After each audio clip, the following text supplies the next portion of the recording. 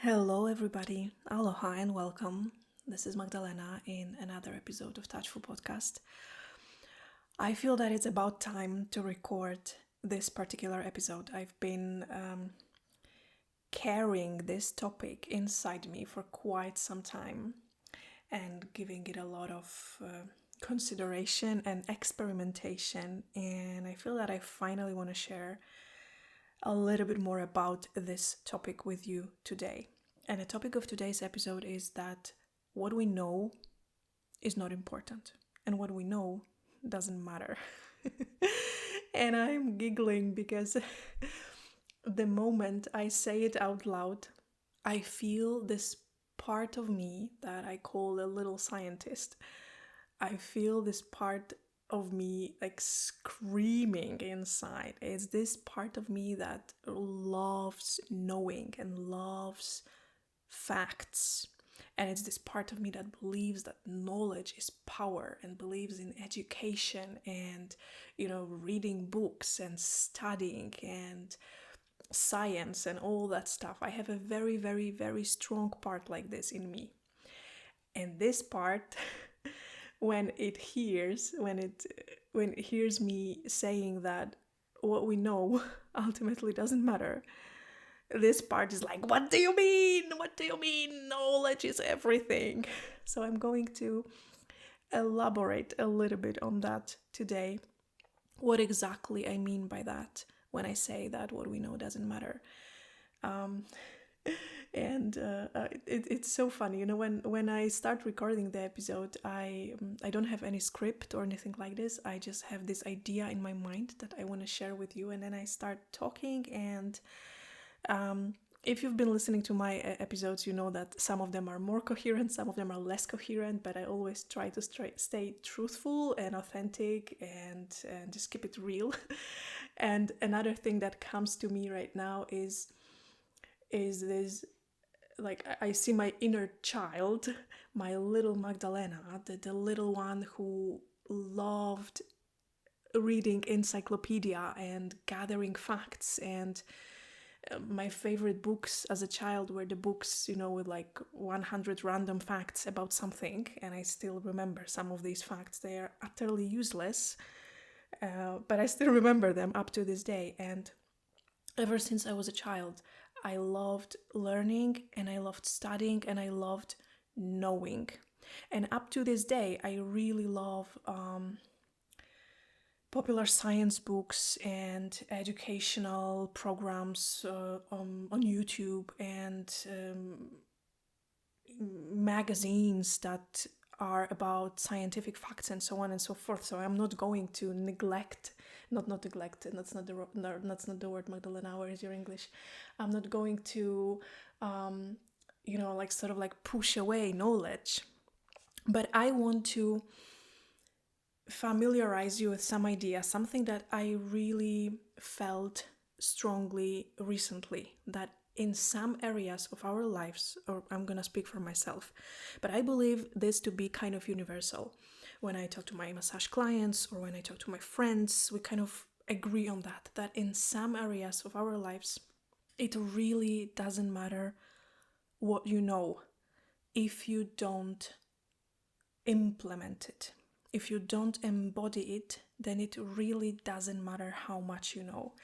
And this whole area where what we know doesn't matter is the area of, I really don't like this word, but I'm gonna use it. It's the area of self-care.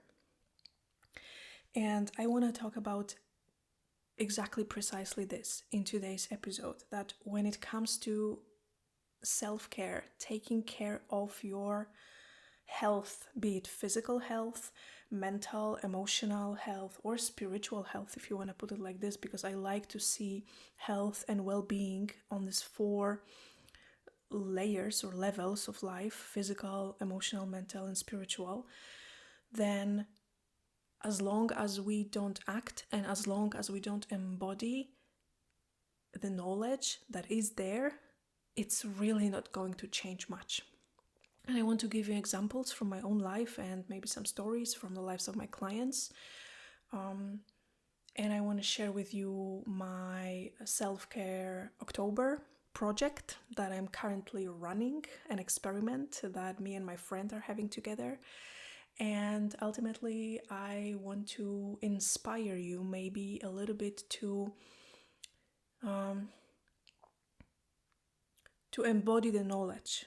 Yeah, I feel like this is what this episode is going to be about embodying the knowledge that we kind of all have to some extent about how to be healthy, how to feel good, how to be happy, how to find peace, and so on and so forth. We kind of all have a knowledge to some extent about that. And yet, not much changes, because if this knowledge just stays somewhere in the mind and is not being transferred to the body, then ultimately it doesn't matter. Think about what you know about how to take care of your health. Just think about some random information, all kinds of facts that you have around that topic. How to feel good, how to stay healthy, how to live longer. And I am almost 100% sure that you can give me lots and lots and lots of ideas.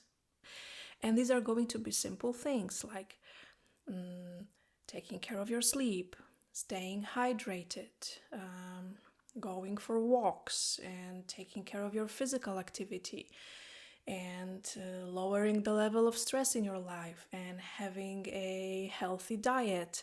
We might agree or disagree whether we should eat meat or not eat meat, whether it's vegan or whether we should exclude dairy or this or that. It kind of depends on a current state of research, but also your personal preferences and your personal opinion about this topic. But to some extent, we all have knowledge about how to feel good and how to feel happy and what is healthy and what is definitely not healthy, like staying up late and mindlessly scrolling through your phone and not having any physical activity and this and that. This is healthy and this is not healthy. And ultimately, just feel it for a moment. Ultimately, it doesn't matter if you don't implement it. If you know that staying up late and scrolling through your phone every night until 2 a.m. is definitely not healthy for you, but you keep doing that, then the theoretical knowledge doesn't matter. When it comes to the body is in here and now, in this moment. And my body doesn't care about my theoretical knowledge about how walking every day for 15 minutes is going to improve my health. My body cares if I am going for a walk right now, if I went for a walk today. This is what ultimately makes a difference for me. Not a whole theoretical knowledge about what I should do and how should I be to stay healthy. And this topic kind of emerged for myself personally, in my personal life, quite recently. I gave you this example of mindlessly scrolling through the phone until 2 a.m. because actually I caught myself doing this the other day. And I was like, what am I doing? What's going on? I know that it's not healthy. I know that it's healthy to have a proper amount of sleep. And in my personal case, I know my body, I know my system, so I know that for me, I feel the best if I go to sleep before 11 p.m. and I have at least 8 hours of sleep. This is where I feel the best. And I'm like, I have all this knowledge inside me. And at that moment, when I was scrolling through that phone at 2 a.m., I just thought wow, all this knowledge is completely useless if I don't put it into practice, if I don't embody it. if I don't move all this knowledge from the realm of the mind when it resides, and if I don't move it into the body, into the practice, into embodying what I know, then really I can know all kinds of this and that, and this stuff is not going to be helpful. So what I ended up doing is I shared this with a friend, this whole idea that when it comes to self-care, it's only as good as you embody it. And we ended up having this conversation about like how we both know what makes us feel good and happy and healthy, and what gives us nourishment and what makes us thriving, and on the other hand, what is depleting us and what is making us feel sick and unhealthy and weak and tired and stressed and so on and so forth. And we inspired each other, me and my friend, to have a self-care October and to embody the knowledge that I have in me, that we both have in us, me and my friend, about self-care and what makes us feel good and what makes us feel bad. And instead of just knowing it, really consciously deciding that in October I'm paying extra care to it and really taking as much care about my health and well-being, not just physical health, but in general the well-being, as much care as I can. So I want to give you the idea of the 4 areas of my life where I look into my health and well-being, and I look into what I know and what of this I really want to implement in October. And my idea behind sharing all this with you is that maybe it will inspire you to look into your life and into all the areas, or not all the areas, into some of the areas of your life where you know what's good for you, you know what would help you, you know what makes you feel good, and for some reason you don't do it.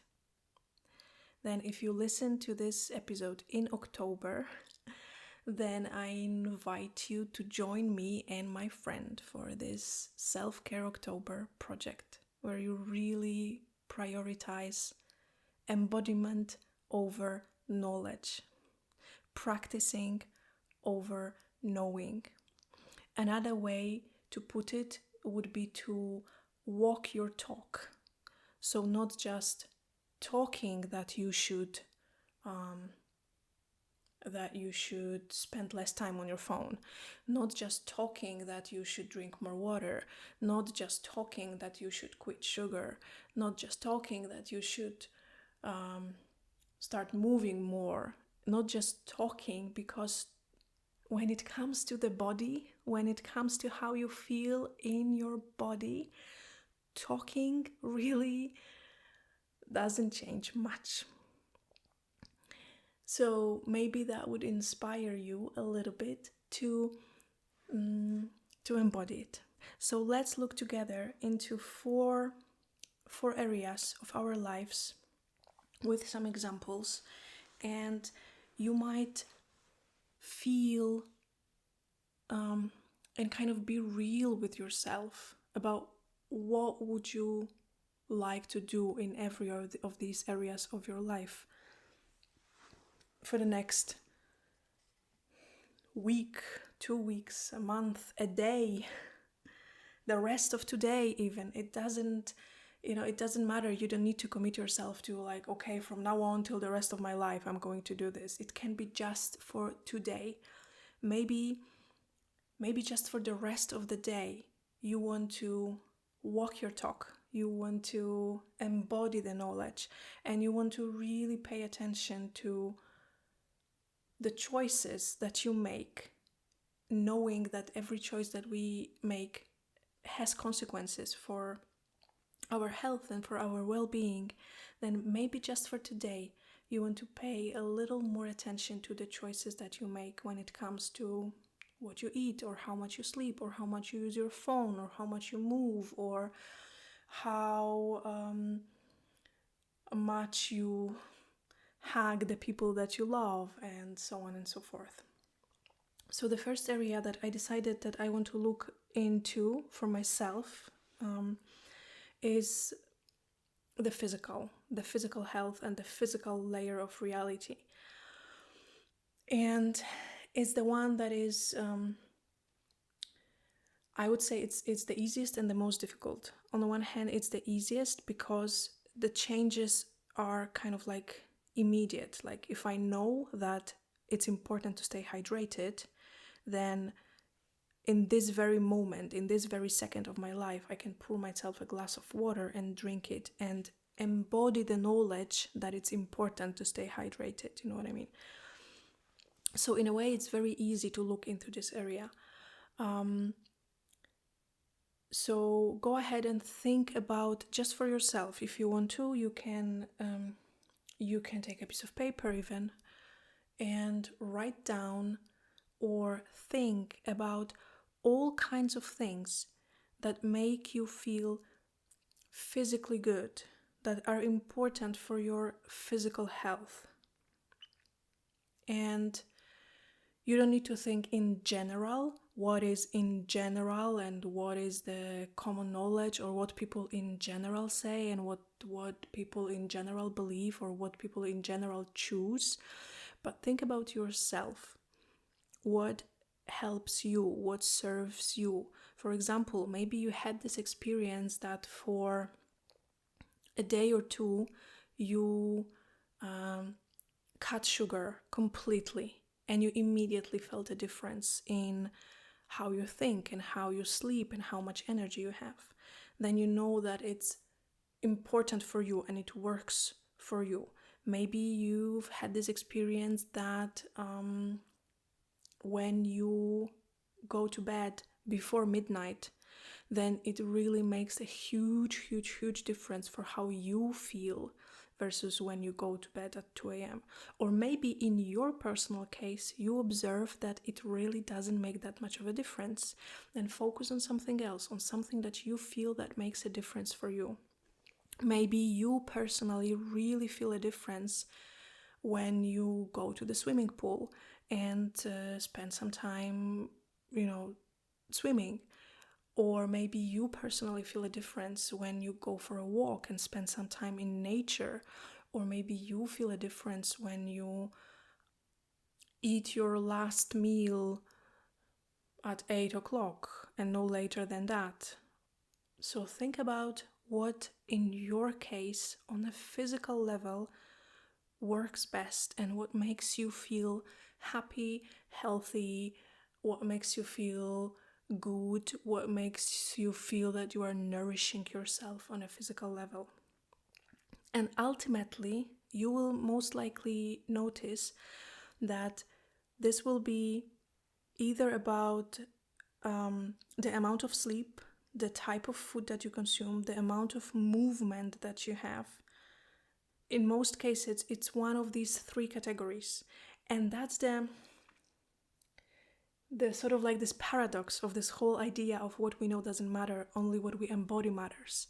Because all this is so very simple. The ideas for feeling good, for feeling healthy, for feeling happier, for feeling more relaxed, these ideas are so very simple that to some extent our brains, our minds that love complicating stuff, that I don't know if you agree, but I sometimes feel that my mind is like this, that my mind cannot believe that it can be that simple, that it is really about the quality of your sleep and how many hours of sleep you get, and it's about the quality of your food and how much movement you get every day, and like it can be as simple as that.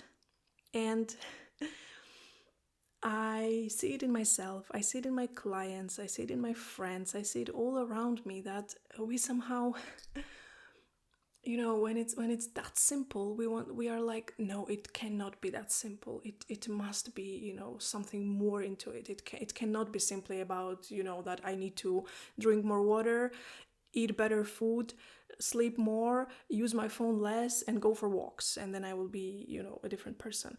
But it really works like this. And that's the best and the worst part at the same time. That it can be that simple. I remember the other day I was watching YouTube and I found this video from a Buddhist monk, and he was sharing his morning routine and how to start the day in a good way from a Buddhist monk's perspective. And he gave 5 tips or 5 ideas. And of course, the moment I saw this title of this YouTube video, like the morning routine from a perspective of a Buddhist monk, I was like, oh, that's going to be good. It's going to be life-changing. I'm going to watch it and I'm going to do it and it's going to change my life. And then I watched this video, and the 5 tips that this monk gave, they were so simple. They were so obvious almost. They were so painfully simple and obvious that I could feel my mind being almost disappointed, and my ego telling me, no, it cannot be that easy. It cannot be that easy. But the truth is that it is that easy. That you might hear me every now and then saying that life is simple. I really, really so strongly believe in this, that life is simple, and it's about simple things and simple decisions, and it's not about completely changing your life upside down and doing God knows what. It's really about all these little everyday things, all these tiny little decisions throughout the day that at the end of the day, they make a difference. Tiny little steps that at the end of the day make a difference. And tiny little steps that, at the end of the week, it makes a difference if you went to the swimming pool this one time or not. It makes a difference if you went for a walk or not. It makes a difference if you did yoga or not. Even if you did it 2 times during the whole week, it's going to make a difference, because 2 is more than 0. And sometimes, at least for me, it's so easy for me to believe that, oh, it doesn't make a difference if I don't do it regularly. It's like I either walk every day for 30 minutes for the rest of my life, and then it's going to make a difference, or not. But that's not true, because your life is in this moment. It's in here and now, and your body is in here and now. And it really, truly makes a difference now for your body, whether you drink that glass of water or not, whether you are going to drink the 5th coffee today or maybe skip it, whether you're going to scroll through your phone until 2 a.m., I'm talking to myself, or not. It makes a difference. And it's about the little things. Life is about the little things. And at the end of your life, it's all these little things that made a difference. I feel like I was like a huge side note to this first area that I started talking about. So the physical. I need a sip of cacao. And as you probably know, I hate editing my podcasts. I really find it such a waste of time. So I'm probably not gonna cut it out. So that's the first area, the physical. All the little things that make your physical body feel good. So think about 1 or 2 things. It doesn't have to be 10, because it's easier to commit yourself to doing one thing today, now, in this moment, than to, commit yourself to going to the gym every day for the next month.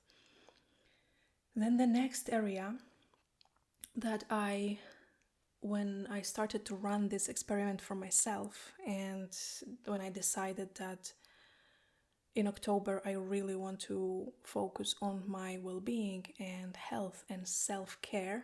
The next area that I looked into is emotional health and emotional well-being. And I'm going to give you some examples, but first I would like you to, again, if you have a piece of paper and you want to put it down on paper, please do. If you want to think about it, then just think about it for a moment. Let's think about it together, about all these little things that make you feel better emotionally, that kind of make you feel good at your heart, that make you feel at peace, that make you feel emotionally stable.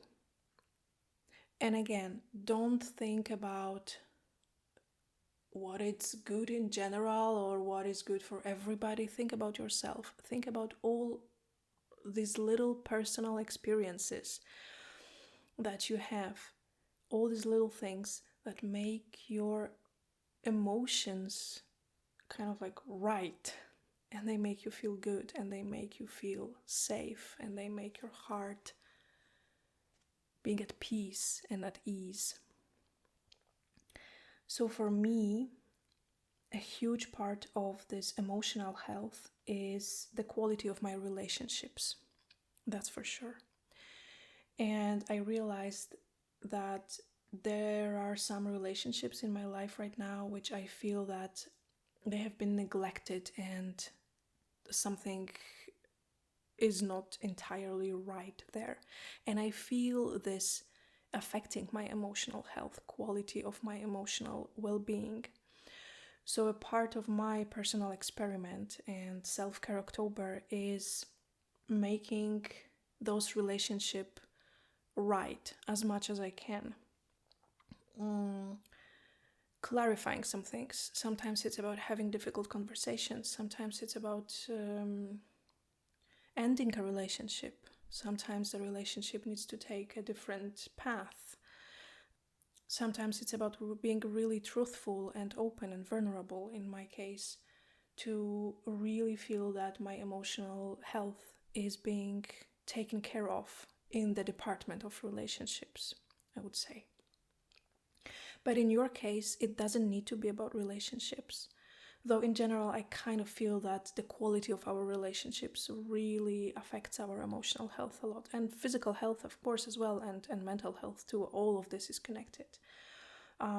So maybe you feel that in October, you want to take care of the relationships with your family. Maybe you want to... somehow I keep thinking about hugging, because I had this client who came the other day, and one of the suggestions that I gave her is that she should talk to her husband about the hugs, that she needs a lot of hugs for her emotional health and emotional stability. So somehow in my mind, when it comes to emotional health, like I have this one word, one idea, like we should hug each other a lot. But maybe for you, something else comes to your mind and to your heart. Maybe it's creativity, being creative. It's something that, makes you happy and calm and peaceful at heart. Maybe it's arts and crafts. Maybe it's, like in my case, it's music. It's making music, as I call it, playing an instrument. Maybe it is really good for your emotional health when you read a couple of pages of a book in the evening, some wholehearted, inspiring book before you go to sleep. Maybe it's good for your emotional health when you meditate. Maybe it's good for your emotional health when you have a gratitude journal, when you write in a journal 3 things that you are grateful for at the end of the day. I used to have this practice, by the way, when I was in bed already. I was in bed, lights off, and I was relaxing, taking a couple of breaths before falling asleep. And I had this practice of naming 10 things that I was grateful for, something that had happened during that day that evoked gratitude in my heart. And I was counting them on my fingers. I had like 10 fingers in both hands, and counting these 10 things from that one day, every day before going to sleep. And I used to do that for quite some time. I don't do it anymore, but now when I think about it, I feel that was such a beautiful, wholesome, inspiring, heart opening practice that I feel that I would like to come back to, including more gratitude into my life. Another thing that I constantly keep forgetting, but I feel a huge difference in my emotions and in my soul as well when I do it, is blessing my food before I eat it. Showing my gratitude for the food, thanking for the food, and blessing the food before I eat it.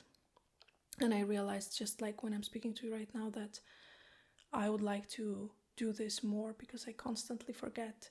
And when I do it, I really notice that I feel differently. I feel differently in my heart when I eat a food that I first really blessed and expressed my gratitude.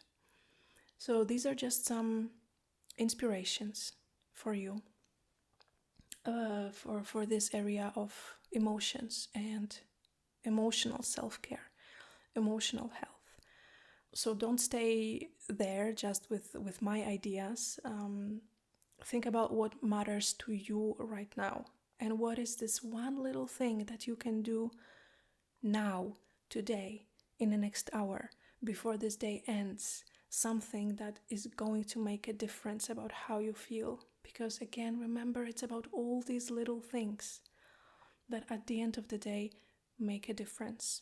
And you don't need to commit yourself to doing this every day for the next month. You can just commit yourself to do this once, now, or in the next hour. Another area of health that I want to talk about, and that I included in my experiment of Self-Care October, is mental health. And mental health is such a huge topic. It's such a huge topic, and somehow, like I'm thinking now what doors opens in my mind right now when I say mental health, and somehow what opens up for me is burnout.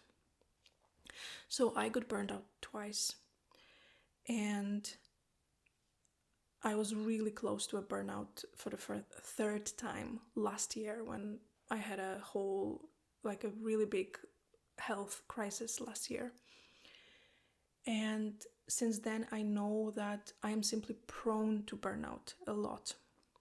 So I need to take a lot of care to prevent burnout. And it is also about all kinds of physical and emotional things that I do for myself, and all this like mental self-care. And let me think, what is that for me? And in the meantime, think about what it means for you, what makes you feel good in your mind. What is this part of your mental self-care routine? What makes a difference for your mind, for the quality of your thoughts? And when I think about it, for me, it's definitely meditation, number one. I feel a difference on the days when I meditate, when I take a moment to sit with myself quietly and meditate. I feel a difference throughout the rest of the day. The whole quality of my life on that day is just simply different. Another thing that for me personally makes a huge difference for my mental state is the amount of time that I spend on the phone. And if it's a lot of scrolling, if it's a lot of screen time, then I just feel that my brain starts to function in a little bit different way. versus when I have less phone time, or when I turn off my phone at 9 p.m., let's say, instead of scrolling until midnight and then just falling asleep almost with the phone in my hand. When I turn my phone off, and by turn off I mean completely turn it off, switch it off, I feel a difference in the quality of my sleep, for example, simply because the state of my thoughts and the state of my mind is just different. And it's the same in the mornings. When I start a day with a phone immediately as one of the first things, and I have mornings like this, I really do, then I just feel that the whole day is just different. I'm not just talking physically, but somehow for my mind, it really makes a difference whether I start a day with a phone or I start a day with some physical activity or meditation or some quiet time or even some work, but cleaning the kitchen or washing the dishes or whatever, but not being immediately on my phone. And again, that's the proof that what we know doesn't matter, because I know this, but I still sometimes do it because to some extent I am addicted to my phone. And I'm in a process of quitting social media, and I feel that it has changed the quality of my mental health a lot, not to be on Instagram and to be much less on Facebook.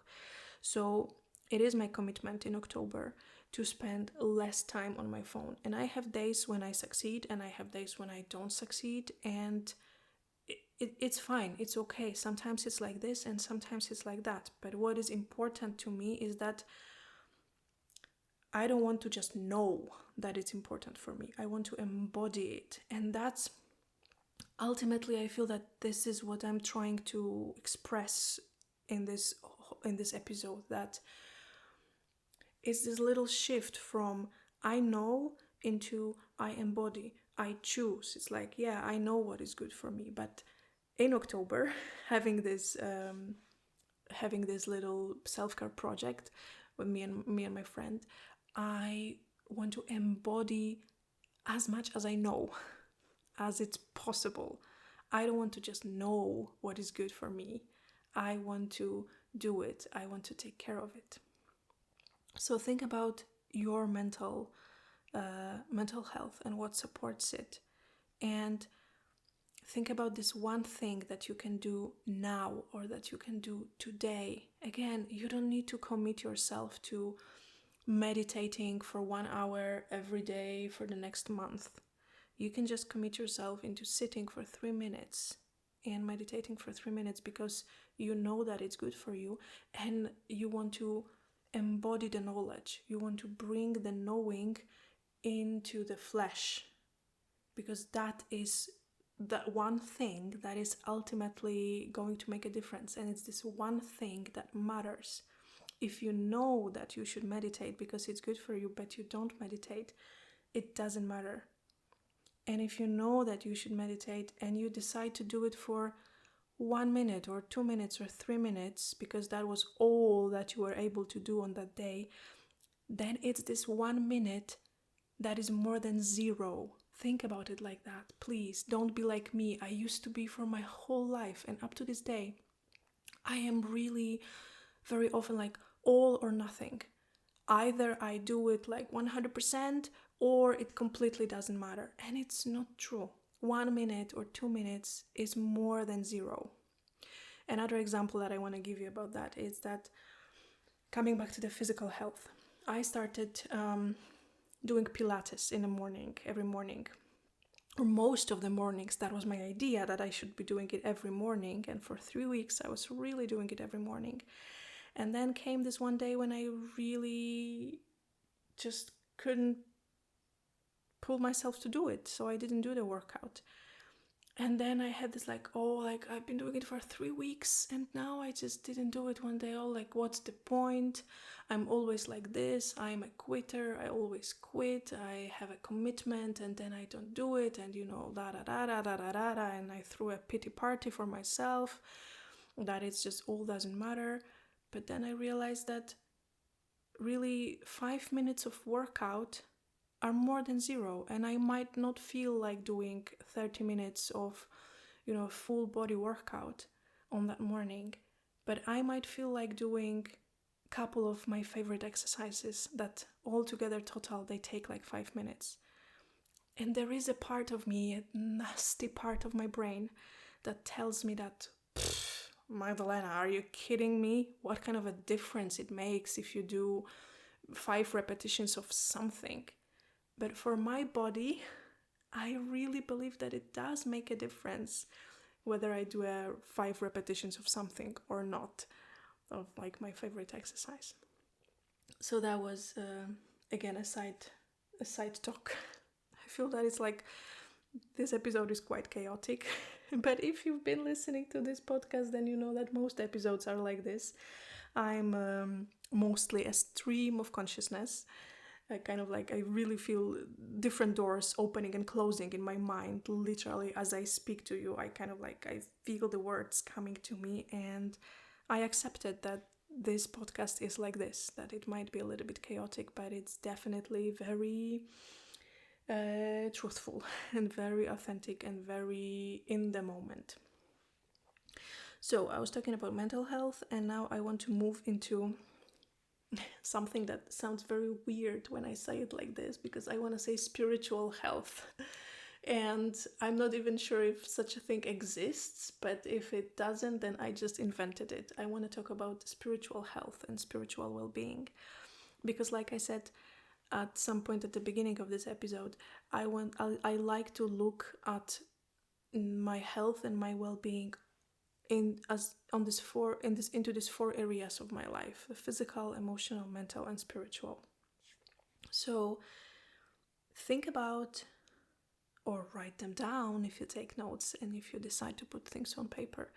Think about all the things that you do that you know that they are good for the soul. All the things that when you do them, you kind of feel true belonging. You really feel like you are a part of something bigger. You really feel the great unknown, as I sometimes call it, the great unknown waking up inside you, and the memory of the ordinary magic of life comes to you, and you feel as a part of the universe. If you have any experience like this, what was that? What gives you this kind of feeling? This, in my opinion, is taking care of your spiritual health. And when I think about me, what is this for me? I literally didn't take any notes before this episode, or didn't give much thought to it, because I really wanted to be real and raw and unscripted. So I'm literally tuning into it right now as I speak to you. And I'm literally right now thinking about my spiritual health and what nourishes it. And the first thing that comes to me, to my biggest surprise actually, is ceremonies and gatherings. So here in Iceland, where I live, cacao ceremonies are quite popular. And I really, really, really enjoy going to some of them, because it gives me this feeling of being in a community, being a part of something bigger, and really I feel like they nourish my soul. And I feel that, that's a great idea for me to go to a cacao ceremony as a part of my self-care October, to really nourish my soul. The ceremonies, cacao ceremonies that I do for myself at home, they are also very important for me. And I actually noticed that I've been doing them quite a lot recently for myself, just creating a ceremonial space and sitting with the cup of cacao and really taking time to drink it in a ceremonial way, in a way that I feel that nourishes my soul and connects me to something bigger than myself. Another thing that really makes my soul thrive is praying. And I actually put it in my notes about the podcast that I want to do a whole separate podcast about praying and how I understand praying, what is praying to me in a spiritual way, how I pray, why I pray, and what it gives to me. So I don't want to talk about it much right now, but I just want to mention it that in my case, taking care of my spiritual health is praying. What nourishes my soul definitely is something that I call this ordinary magic, and it's easiest for me to tap into it and connect into it when I go for a walk and when I observe the nature and I allow myself to be like a child and to get just amazed with the clouds or the grass or the trees or the mountains or the river. Then I really feel that I am a part of this and all this is a part of me. I feel like I have a whole another episode about it. I remember telling you about this, about one of my experiences that I had on a walk when I really had this almost like a psychedelic experience just by really being present and observant when I was on a walk and just the whole nature was amazing. So that's that. And then massages, of course. As a massage teacher, Lomi teacher and Lomi practitioner, I should not forget about massages. And in October, it's 8th of October now when I'm recording this. And I received quite many massages already this month. So there are some months when I don't receive at all. And there are some months when I receive quite a lot. And month of October is my month of receiving massages, of receiving Lomi, but also receiving other massages. Like 2 days ago, I think, I contacted my friend who is a great massage practitioner, and I told her that, I feel a little bit down and I feel that I really would love a massage and could you please massage me? And she agreed and she gave me the most beautiful intuitive massage. She's not a Lomi practitioner, so it was not Lomi, but a very beautiful, nourishing massage, and it felt like the greatest gift for my physical body and for my heart and for my mind that was so calm and quiet and still, and for my soul that felt so seen and connected, and a whole of me felt so taken care of. I was so grateful for that massage.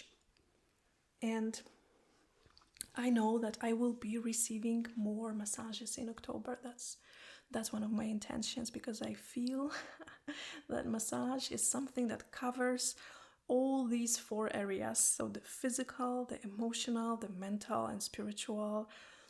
It covers all. When it's a holistic massage like Lomi that I practice, then it's for all of these areas.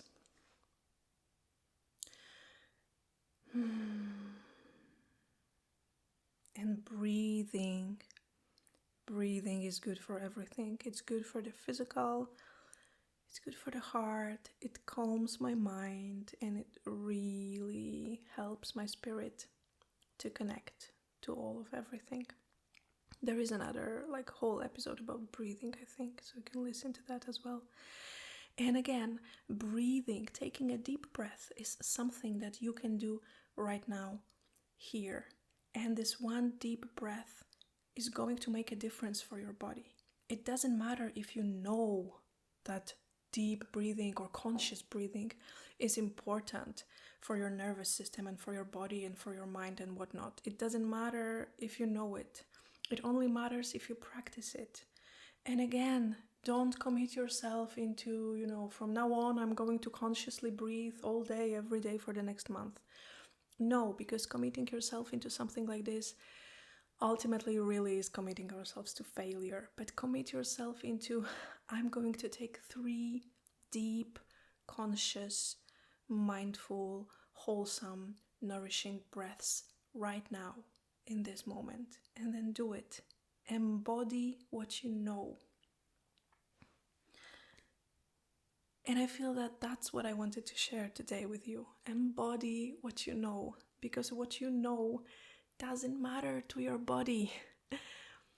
For your body and to your body, it only matters if you embody it, if you practice it, if you give it to yourself.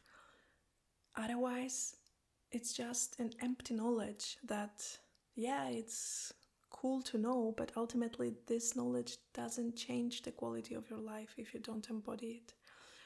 So whatever it is, embody it, embody it. And I wonder what this will be in your case, even if it's just one little thing, even if every day it's something different. Maybe one day it's more about what you eat, and one day it's more about your phone, and one day it's more about the exercises, and one day it's more about quality time with your family, and one day is more about this or that. It's fine, it's okay. Just commit yourself to embody the knowledge that you have little by little every day, and to embody the self-care. And let me know how you feel and what are you embodying, what are the little changes that you've been implementing. You can send me a message. You have my email address in the description of this podcast. You can buy me a coffee. You have a link to buy me a coffee in the description of this podcast. And yeah, I think I'm gonna stop here.